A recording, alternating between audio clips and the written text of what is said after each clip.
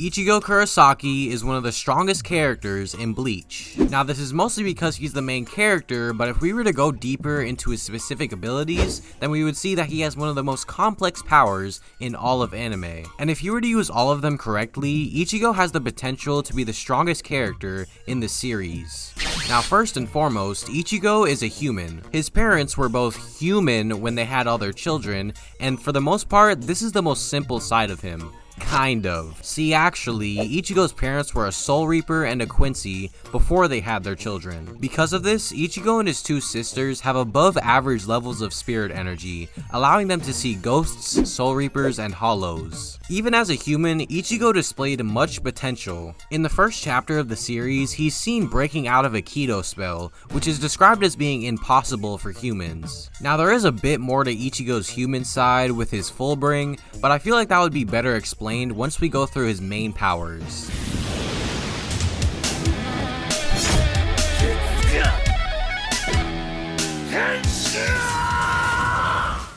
In chapter 1 of the series, Rukia gave her Soul Reaper powers to Ichigo in order to defeat a hollow. Now she only meant to grant him half of her power, but somehow Ichigo stole all of it without even realizing. It's important to mention this since a lot of people get this mixed up, but the powers that Ichigo got were not his, they were Rukia's. And the reason their swords, or their Zanpakuto, looked so different was because Ichigo could not control his spirit energy. Soon after this though, Rukia's brother Byakuya Kuchi expelled her powers from Ichigo since it's illegal for Soul Reapers to give their powers to humans. It wasn't until his training with Kisuke Urahara that Ichigo awakened his own Soul Reaper abilities. So with the powers of a Soul Reaper, Ichigo gains his own Zanpakuto, whose name is Zangetsu. In this form, he has all the basic abilities of a Soul Reaper, including Shikai and Bankai. Shikai is the first release of a Zanpakuto. This is usually the second form that Soul Reapers have to transform to, but since Ichigo doesn't know how to seal his own sword, Shikai is basically just his base form. In Shikai, Zangetsu is extremely large and has a cloth around the hilts that can be used to store the sword when not in use. Ichigo can also use his most popular attack called the Getsuga Tensho, which is basically just a Dragon Ball Z blast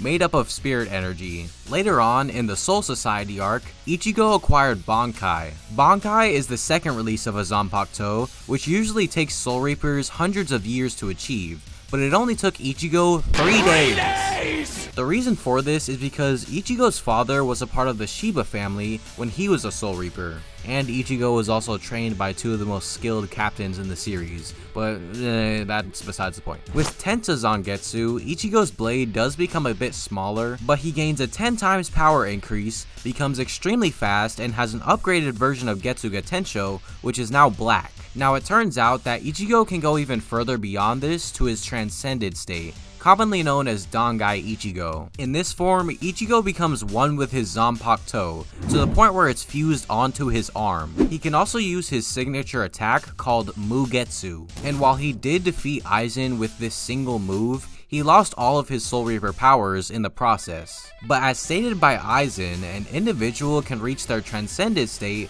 by combining both the powers of Soul Reapers and Hollows, which brings us to the second set of Ichigo's powers.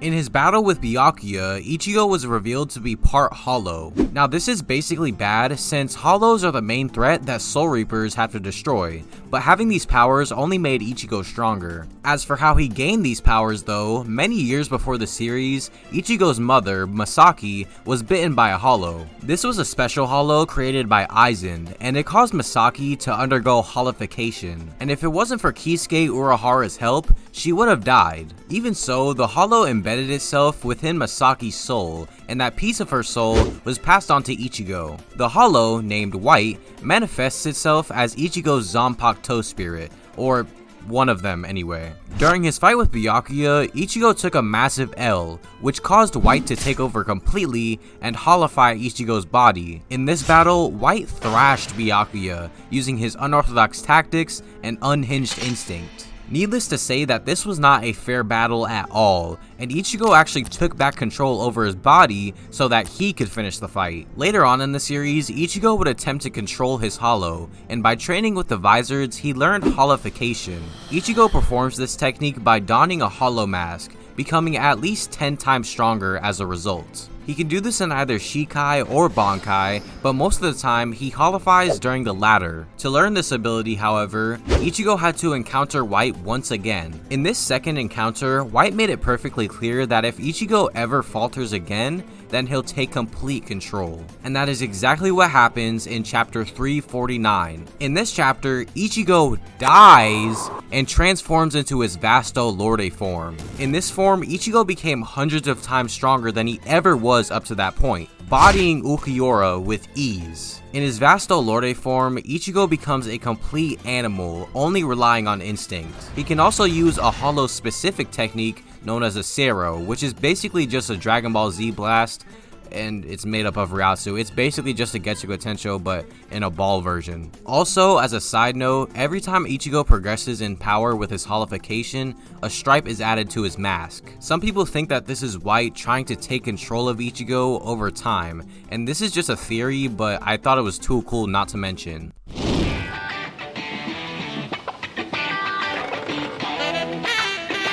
After using the final Getsuga Tensho and losing all of his Soul Reaper and Hollow powers, Ichigo felt powerless. This is where Ginjo steps in. Ginjo is a Fullbringer who offered to get Ichigo's powers back. Now, Fullbringer is basically just a human whose parents got attacked by a Hollow, and by using the residual Ryatsu from this experience, along with an item that they are compatible with, they can manifest their own powers. So for instance, Ichigo's mom was attacked by White, and since he's compatible with his soul badge, he can manifest new powers that are completely different from his old ones. Also, Fullbringers can manipulate the spirit energy of objects around them, which allows them to do stuff like flow water into their mouths, for example. By training with Ginjo and his team, known as Execution, Ichigo was not only able to master his Fullbring, but also slowly regain his Shinigami powers. And when the time came, he would combine these forms, giving him power beyond that of a Soul Reaper. However, this would not go as planned, as Ginjo was just using Ichigo to get even stronger. However, in one of Ichigo's darkest moments, Rukia pulled up to give him his Soul Reaper powers back. Legally this time.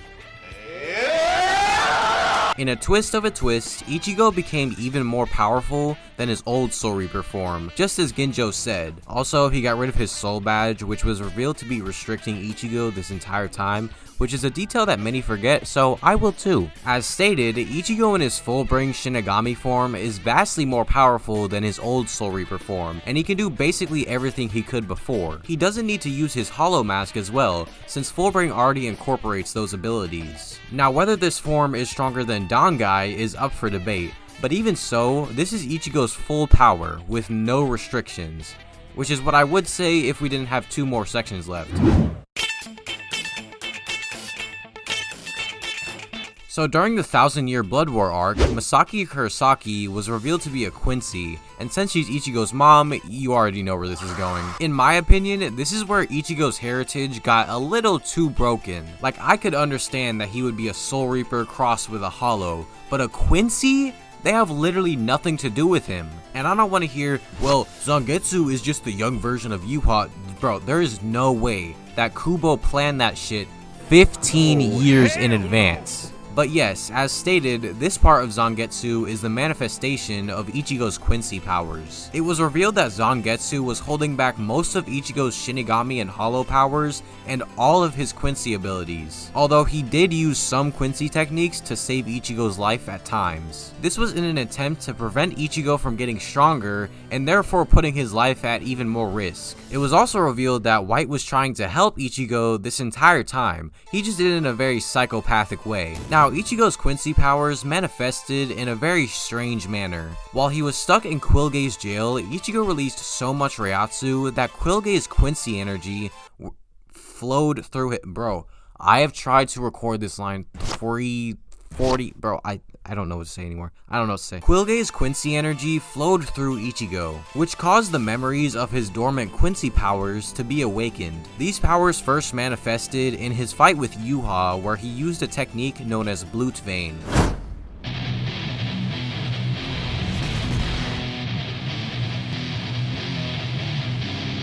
Speaking of his fight with Yuha, Ichigo got his ass handed to him. In fact, it wasn't even Yuha who broke his Zanpakuto, and in a very roundabout way, it was Aizen who saved his life. But yeah, you heard me correctly. Ichigo's Fullbring Zanpakuto, his strongest form, was destroyed. His new weapon would be forged by Uetsu Namaya, the creator of all Zanpakuto. However, to have his sword remade, Ichigo would have to claim an Asuchi first. An Asuchi is given to Soul Reapers in training, and over time, their soul is imprinted onto it. This can be seen with pretty much all Shinigami, but I'll use Renji as an example. Renji's Asuchi starts out as a basic white nothing guy, but over time and through combat, it evolves into Zabimaru. As I said earlier, Ichigo went through a different process that didn't involve an Asuchi, so he kinda fucked himself over in the long run. But even when Ichigo tried to choose an Asuchi, he was picked by none of them since he didn't know about his true heritage. However, after learning about his past and coming to terms that he was a Quincy,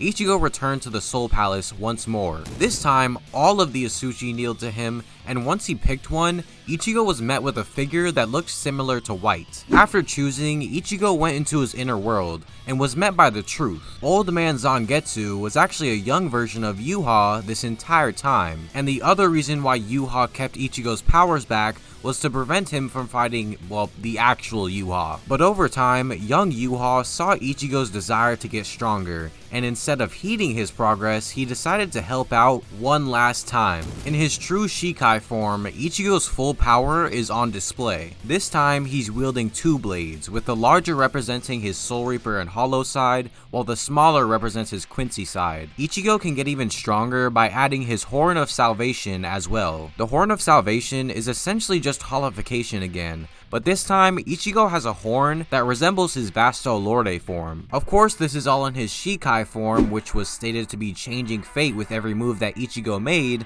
but his Bankai is even crazier. By fusing the two blades together and combining his Soul Reaper, Hollow, Fullbring, and Quincy powers, Ichigo creates a Bankai that can strike down even Yuha, which is exactly why it broke the second that he pulled it out. But after his Zanpakuto was fixed by this irrelevant person, Ichigo hopped back into battle once again. In the final fight of the series, Yuha was struck by a plot arrow, which allowed Ichigo to deal the final blow. Yuha would attempt to destroy Ichigo's sword yet again. However, this attempt was all in vain, as the only thing that he could destroy was the outer shell of the Zanpakuto, and with the outer shell destroyed, a sword resembling Ichigo's old Shikai was revealed. This, along with his Horn of Salvation, is the most insane power-up in Bleach. And while we haven't seen much of it yet, let me just list some of the abilities that Ichigo should have in this form. Not only does he still have his Getsuga Tensho, but also Ichigo can fire Seiros now. He can combine these two to make an even more powerful attack as well. With his Quincy powers, Ichigo can absorb the spirit energy from objects around him, and he can use his Fullbring powers to create objects from that spirit energy as well, such as his armor. It's also possible that with more training, Ichigo can use even more techniques, such as Bleach Vein, Kido, Reiatsu manipulation, so on and so forth. So yeah, it's safe to say that Ichigo is definitely top 5 characters in Bleach.